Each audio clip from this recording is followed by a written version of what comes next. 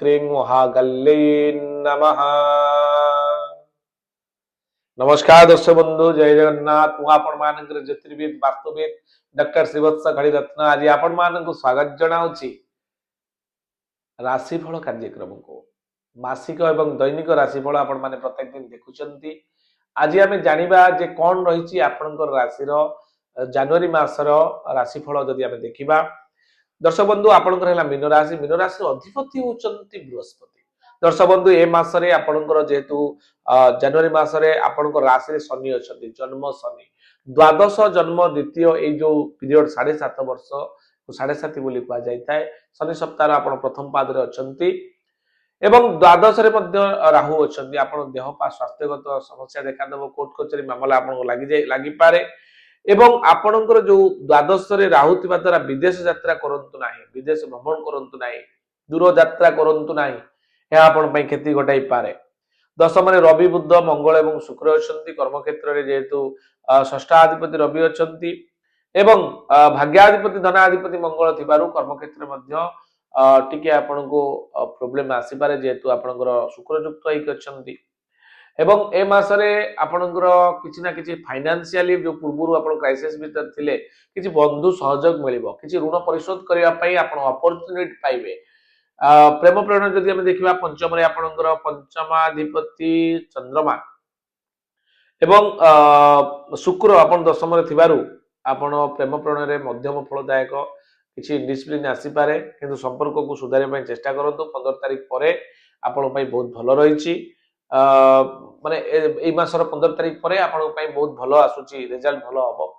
जो माने लवशिप रे अछंती संतान पई मध्य 15 तारिख परे बहुत भलो समय रहिछि।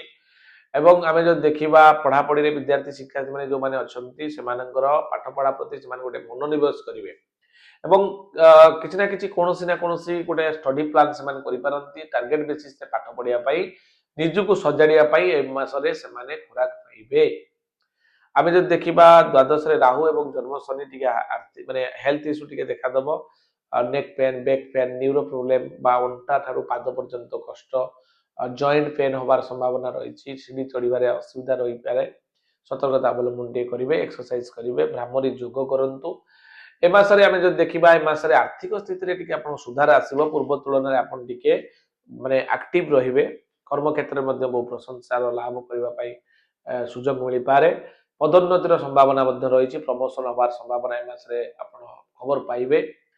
बहु क्षेत्र में धन लाभ सूचना मिलुची। देह मन आंशिक टिके देहर समस्या जहाँ अच्छी शनि जेहेतु जन्म शनि अच्छा बापा माँ क्षतिकारक, किंतु आपण जो माने भी बड़ पुओ बा पिला माने अच्छा से माने बहुत भल रही।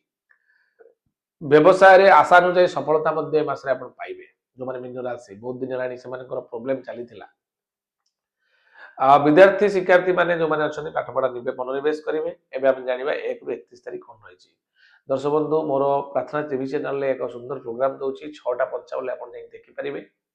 आपण मानक भल पाइबारु यह कंटिन्यू करुच्ची। आप यूट्यूब रे आज सप्तांग मारिकी देखिपारे। प्रत्येक दिन कौन रही विशेषत्व सब जानीपारे। दर्शक बंधु वास्तुजनित जदि समस्या आप भोग कर प्रतिकार पाठ को जीवा। वास्तुजनित समस्या जदि आपन किसी रोची ताले आपण आम सहित जोगाजोग करेंगे। स्क्रीन नंबर अच्छी, आप डेट बुक करेंगे। मु मो टीम सहित जाई आपन को वास्तुर संपूर्ण समाधान देके आसबू। बहुत कम दिन भितर बा नुआ घर करने चाहूँ तार architect plan with vastu grading नापी चाहते आप नहीं पारे। दर्शक बंधु एवं आम जावा 1 ରୁ 31 तारिख कौन रही। 1 तारिख दिन गौरवान्वित, 2 तारिख दिन आपण नीतिभ्रष्ट रही, नीतिभ्रष्ट हो पारती। 3 तारिख दिन कलह जोग, 4 तारिख दिन चिंताग्रस्त, 5 तारिख दिन सुखहानि जोग, 6 तारिख दिन दृढ़मना, 7 तारिख दिन अहंकार आपंकर बढ़ी जाई पारे।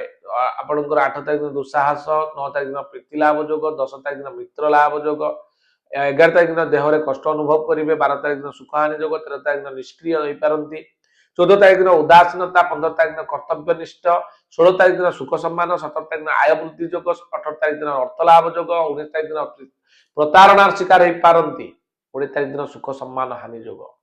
आपंकर 21 तारिख दिन आशावादी रही कौन घटना को, 22 तारिख दिन सौहार्दपूर्ण वातावरण सृष्टि हो, 23 तारिख दिन श्रीचंद्र रही आप भल अच्छी, 24 तारिख दिन लोभग्रस्त कौन भूल कम कर लोभग्रस्त हो पारती, लोभरे पड़ पारती।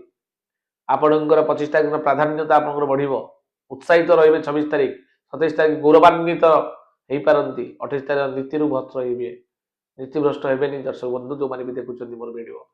ନୀତିରେ ରହନ୍ତୁ, ନିଶ୍ଚିତ ଭାବରେ ଆପଣଙ୍କୁ ସେଇ ପୂର୍ବ ସମ୍ମାନ ମିଳିବ। 29 ତାରିଖ ଦିନ କଳହ ଯୋଗ ରହିଛି, 30 ତାରିଖ ଦିନ ପଠନ ଲିଖନ, 31 ତାରିଖ ଦିନ ଆଲୋଚନା, ପର୍ଯ୍ୟାଲୋଚନା, ସମାଲୋଚନା, ତାପରେ ଆପଣ ନିଷ୍କର୍ଷ ବାହାର କରିବେ। ଏବେ ଆମେ ଯିବା ପ୍ରତିକାର ପାଠକୁ। ଦର୍ଶକ ବନ୍ଧୁ ଆପଣଙ୍କ ରାଶି ହେଉଛି ମୀନ ରାଶି। କୌଣସି ଗୁରୁବାର ଦିନ ଗ୍ରହ ବିପ୍ରଙ୍କୁ ଡାକିବେ। ଗ୍ରହ ବିପ୍ର ଯୋଉମାନେ ଜ୍ୟୋତିର୍ବିଦ, ଯୋଉମାନେ ଜାତକ ଗଣନା କରନ୍ତି ସେମାନଙ୍କୁ ଡାକିବେ ଗୁରୁବାର ଦିନ ଶ୍ରଦ୍ଧାର ସହିତ, ଭକ୍ତିର ସହିତ ତାଙ୍କ ପାଇଁ 5 ପ୍ରକାର ହଳଦୀ ରଙ୍ଗର ବସ୍ତୁ ଦାନ କରିବେ, ଦ୍ରବ୍ୟ ଦାନ କରିବେ ଏବଂ ଦକ୍ଷିଣା ସହିତ ପୀତ ବସ୍ତ୍ର ବା ହଳଦିଆ ରଙ୍ଗର ବସ୍ତ୍ର ଦାନ କରନ୍ତୁ। ଓಂ ଗ୍ରାଂ ଗ୍ରିଂ ଗ୍ରୌଂ ସ ଗୁରବେ ନମଃ ଏ ମନ୍ତ୍ରକୁ ପ୍ରତି ଗୁରୁବାର 108 ଥର ଜପ କରନ୍ତୁ।